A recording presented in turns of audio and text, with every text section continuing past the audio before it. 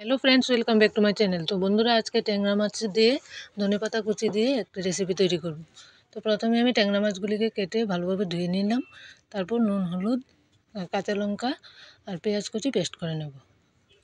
एदिके दिए दिलाम पेঁয়াজ कुचि, दिए दिलाम मरिच और पेঁয়াজ पेस्ट करेছিলাম, तारपर हलुद गुঁড়ो सरिषार तेल दिए एकसाथे माखिए नेब।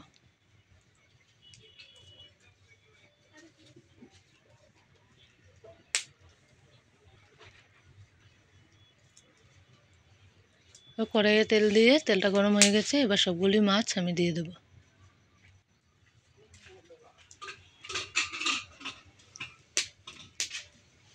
মাছগুলি দিয়ে আমি ভালোভাবে একটু কষিয়ে নিয়েছি, তারপর পরিমাণ মতো জল দিয়ে দিলাম।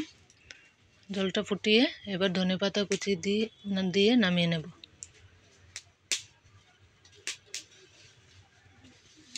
দিয়ে দিলাম ধনেপাতা কুচি। এবার একটু ভালোভাবে নাড়িয়ে নামিয়ে নেব।